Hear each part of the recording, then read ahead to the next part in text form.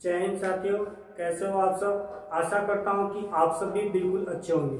चलिए, इस टाइम जो हम लोग क्लास लेकर के यहाँ पे उपस्थित हुए हैं, इस क्लास में आपको हिंदी के क्वेश्चंस देखने के लिए मिलेंगे। किसका? हिंदी का, जो कि पाठ का नाम है विष के दांत। विष के दांत, ठीक। और इस पाठ में जितने भी इम्पोर्टेंट क्वेश्चंस है, आपको वही क्वेश्चंस देखने के लिए मिलेंगे, ठीक। तो चलिए आइए हम लोग देखते हैं कि जो इस पाठ में क्वेश्चंस है, किस किस प्रकार के क्वेश्चंस है, आइए देखते हैं। और पहला क्वेश्चन क्या कहता है, काफी इंपोर्टेंट है। आइए इसमें, हंस कौवा की जमात में शामिल होने के लिए ललक गया। हंस जो है क्या हो गया? कौवे की जमात में शामिल होने के लिए। जो हंस है वो कौवे की, जहाँ पे झुंड है, ज्यादा मात्रा में जहाँ पे कौवे बैठे हुए हैं, वहां पर शामिल होने के लिए वो क्या हो गया? ललक गया। चलिए, यह पंक्ति किस पाठ से लिया गया है, ये आपको बताना है। हंस कौवा की जमात में शामिल होने के लिए ललक गया, यह जो पंक्ति दिया गया है, ठीक, यह पंक्ति जो है वो किस पाठ से लिया गया है, ये आपको बताना है। चलिए ऑप्शंस की तरफ पढ़ेंगे। ए नंबर में ऑप्शन आपको मिला है मछली, बी नंबर में बहादुर, सी नंबर में विष के दांत और डी नंबर में अभिमन्यु, ठीक है। यानी ए नंबर में आपको दिया गया है कि क्या ये जो पंक्ति है, हंस कौवा की जमात में शामिल होने के लिए ललक गया, यह पंक्ति मछली पाठ का है, या फिर बहादुर पाठ का है, या फिर विष के दांत का है, या फिर अभिमन्यु का है, ठीक है। तो चलिए, जाहिर सी बात है कि ये जो पाठ हम लोग पढ़ रहे हैं विष के दांत से पढ़ रहे हैं, ठीक। तो जाहिर सी बात है कि इसका जो सही ऑप्शन होगा वो आपका सी नंबर होगा, यानी विष के दांत। यानी हंस कौवा की जमात में शामिल होने के लिए ललक गया, यह जो पाठ की पंक्ति है यह विष के दांत है। अगला क्वेश्चन को हम लोग देखते हैं। चलिए दूसरा नंबर क्वेश्चन देखते हैं। कह रहा है कि आलोचकों के अनुसार प्रयोगवाद का प्रारंभ किनकी कविताओं से हुआ है? किसके द्वारा? आलोचकों के अनुसार। किसके अनुसार? आलोचकों के अनुसार प्रयोगवाद का प्रारंभ, प्रयोगवाद की जो बात थी यह प्रारंभ की गई है किसके द्वारा, यानी किनकी कविताओं से यह हुआ है। चलिए ऑप्शंस के हम लोग तरफ बढ़ेंगे। ए नंबर में नलिन विलोचन शर्मा, बी नंबर में केसरी कुमार, सी नंबर में बच्चन देव कुमार, या डी नंबर में पंडित रामावतार शर्मा। यानी आलोचकों के अनुसार प्रयोगवाद का प्रारंभ किनकी कविताओं से हुआ? किनकी कविताओं से हुआ? क्या वो नलिन विलोचन शर्मा की कविता से हुआ है, या फिर केसरी कुमार के, या फिर बच्चन देव कुमार के, या फिर पंडित रामावतार शर्मा के कविताओं से हुआ है? चलिए, तो हम लोग सबको पता है कि ये विष के दांत के जो भी क्वेश्चंस आपको मिलेंगे, ठीक, वो नलिन विलोचन शर्मा के तरफ जाएगा। इसका जवाब जो जाएगा कहाँ जाएगा? नलिन विलोचन शर्मा जी ने, नलिन विलोचन शर्मा जी के कविताओं से ये प्रारंभ हुआ। क्या? आलोचकों के अनुसार जो प्रयोगवाद का प्रारंभ होता है वो किनकी कविताओं से होता है? तो नलिन विलोचन शर्मा जी के कविताओं से होता है। तीन नंबर तीसरे क्वेश्चन की तरफ बढ़ते हैं। कह रहा है कि खोखा ना उम्मीद बुढ़ापे की डैश डैश है, क्या है? खोखा जो है ना उम्मीद बुढ़ापे की, यानी बुढ़ापे, ना उम्मीद बुढ़ापे की जो है वो क्या है खोखा? आइए देखते हैं। ए नंबर में कह रहा है आंखों की किरकिरी, बी नंबर में आंखों का तारा, सी नंबर में सहारा, और डी नंबर में इनमें से कोई नहीं।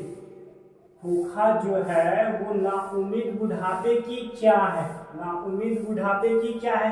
क्या वो आंखों की किरकिरी है, या फिर आंखों का तारा है, या फिर सहारा है, या फिर कोई नहीं है? क्या है?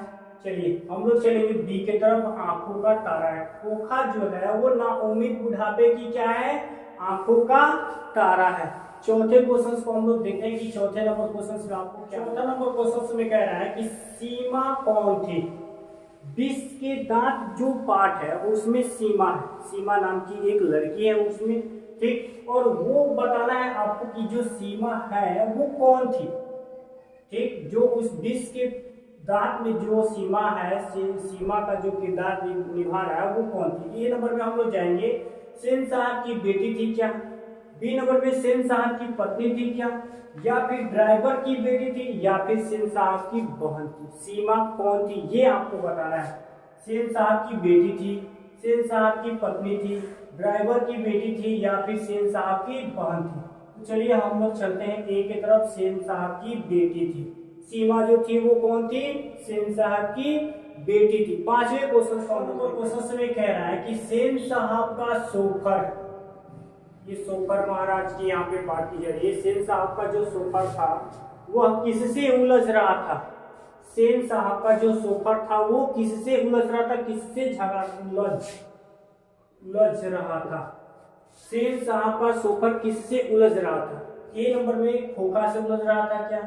या फिर बी नंबर में दिया गया एक औरत से उलझ रहा था, सी नंबर में नौकर से उलझ रहा था, और डी नंबर में पुलिस से, है ना।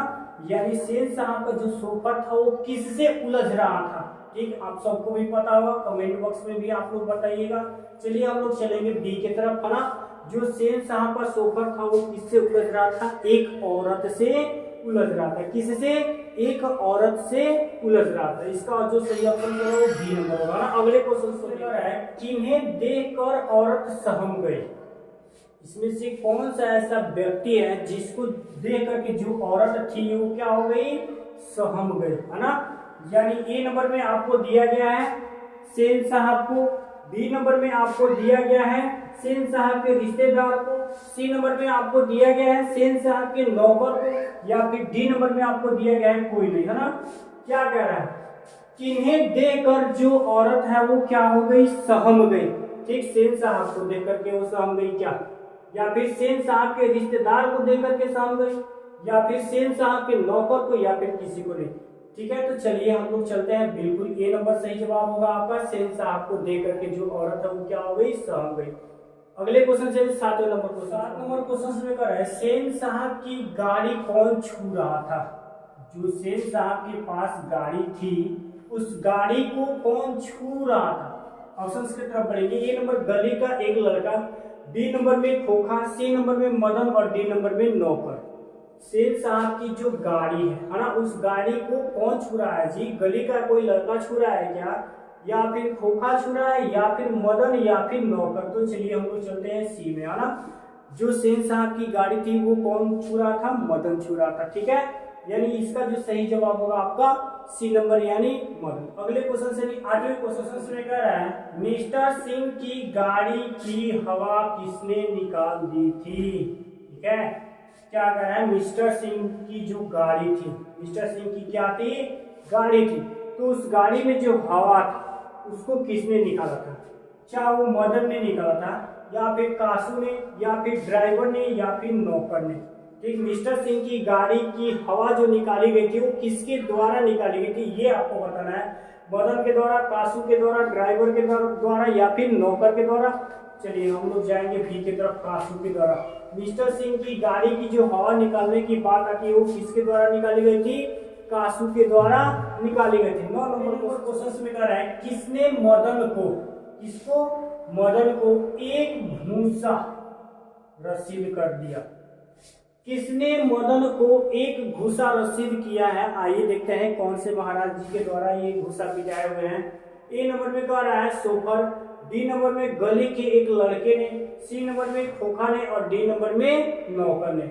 यानी मदन को किसने एक घूसा रसीद किया था? क्या वो सोफर ने किया था, या फिर गली का कोई लड़का ने किया था, या फिर खोखा ने, या फिर नौकर ने?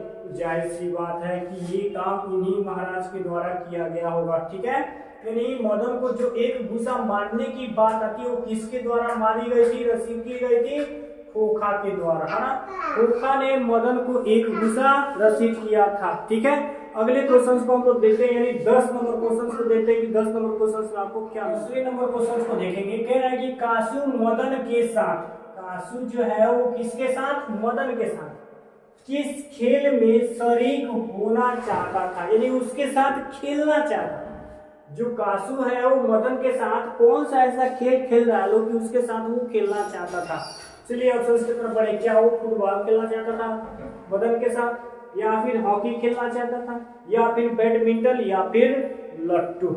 ठीक है, चलिए यहाँ पे ना ही तो फुटबॉल खेलने के लिए उसके साथ जाना चाहता था, ना ही हॉकी, ना ही बैडमिंटन, तो आप जाएंगे बिल्कुल डी की तरफ, यानी लट्टू। यानी जो कासू था वो मदन के साथ कौन सा खेल? लट्टू का खेल खेलना चाहता था। ठीक है, जो कि ये आपको ऑप्शन डी में दिए गए हैं। 10 क्वेश्चंस ये आपको कैसे लगे कमेंट बॉक्स में आप लोग जरूर बताइएगा। आज के लिए इतना ही। जय हिंद।